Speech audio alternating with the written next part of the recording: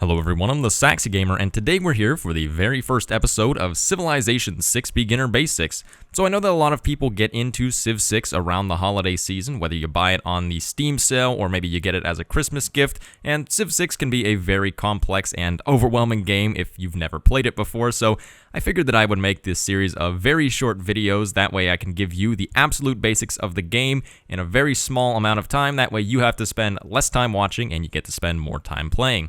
I will also link you to plenty of other resources and other content creators that will give you more information if you want to get deeper into the game. That way, for right now, you just get what you need, and later on, if you're interested in getting better at the game, you can have some of those resources as well. So let's go ahead and take a look at just how to get started playing the game. So hopefully you're able to reach the title screen. If you're not, then well, that's a whole other issue in itself that's outside of my expertise, but we're going to go ahead and set up a single player game here. So click on single player. You could just click play now, which will randomly start you in a game with a random leader. This is, I mean, if you're really looking for something random, you could go for that, but I would rather recommend clicking on create game. That way you can choose things that are a little bit more beginner friendly. So as far as the rule set is concerned, don't really worry about this. Leave this on the default. It's just going to choose whichever one is appropriate for the DLC that you have gotten. For your civilization, there are a lot of them, and this can be a very overwhelming list to look at first, but I'll give you some recommendations. So for one, you could obviously just play whoever you really think is interesting. Maybe you want to play whoever is from your own country, but there are some good beginner civs as well.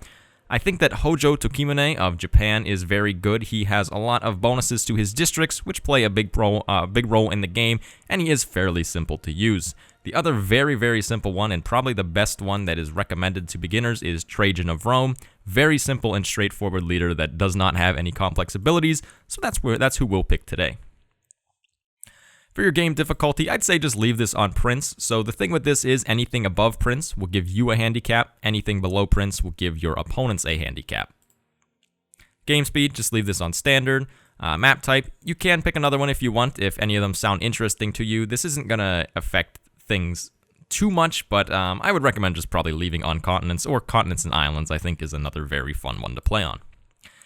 And for your map size, you can either go small or standard. One thing that I do want to mention is that if you're not playing on a very good computer, then I would recommend leaving these on one of the smaller map sizes, because the larger map sizes are obviously going to have a lot more tiles to load, a lot more players to load, and it is going to slow down your system if you're not playing on a powerful system. For the game modes, these are added in the New Frontier Pass DLC, so you may or may not see these. For your first game, I'd recommend just leaving them all disabled, unless you really want to be a little bit zany and you know, turn one of them on, but you can read the descriptions to decide if that's anything that you would like to try. And for the disaster intensity, this is if you have the Gathering Storm DLC. This is just going to control how many natural disasters you have and how bad they are. Obviously, we're just going to leave this on the default. There is the advanced setup option, but I'm not going to talk about that today. I do have another video that is about that, so I will link that in the video description below if you want to take a look at some of the other options that you do have whenever you are setting up a game. Once you're satisfied with all of your options, though, go ahead and click Start Game. So once you've started your game, you'll see that this is probably a similar looking screen to what you start with. So every civ in the game will start with a warrior unit and a settler unit. Settler units are used to found your cities, and warriors are military units that you can also use to explore around a little bit at the start. As far as your starting location is concerned, this is randomly generated in Civ, and there are a lot of videos out there about how to decide on if your starting location is good or not. For your first game, I would probably recommend just sticking with what you have, because it's going to take you a while to learn what actually makes a starting location good. So what you should do, click on your settler, go over here to Found City, and if you get something like this that warns you about removing a woods tile or rainforest, just click yes, it doesn't really matter. And then you'll see that you will have founded your very first city. So also on your first turn, you're going to have to choose your research and the production in your capital. So the game will prompt you down here. This is kind of where it will tell you what you need to do before you can advance your turn. So we'll click on Choose Research. There's a number of options here, and before you have a knowledge of the tech tree, I would just recommend going for the first text that kind of makes sense for what you have. So you can see here we have wheat and we have gypsum. So the resources that you have will require certain technologies to improve. So since we have gypsum, you can see here that it says requires mining. So we're just going to go ahead and research mining. I would recommend doing things like that until you are more familiar with the game and more familiar with the tech tree. Just go for things that you can see opportunities to use right away based on the resources that you start with. The other thing that we're going to do is choose the production in our capital city here. So we have a number of options. Warriors and slingers are our military units, as are scouts, but they are more so recon units. Scouts are what we're going to choose, and it's what I would recommend that you choose for your very first build.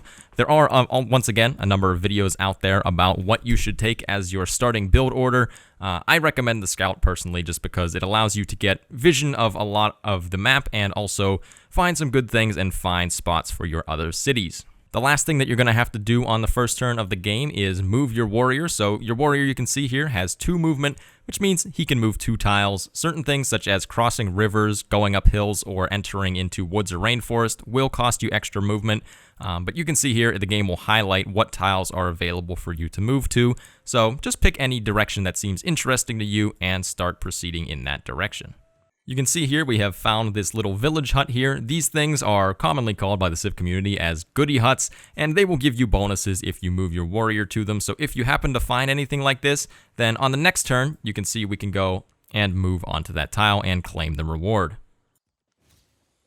And they have given us a boost in giving us a Eureka to a technology, which we'll talk about in a later video. So that's where we're going to end things here for this video. In the next video, you can go ahead and check that out if you want to learn about what the goals are for a game, such as the different victory conditions, and what you can do in the first few turns to start working towards those victory conditions. Thank you everyone for watching. I have been the Saxy Gamer. If you enjoyed the video, feel free to like. If not, feel free to dislike. And if you're looking for some more Civilization 6 content, feel free to subscribe. Thank you for watching, and goodbye.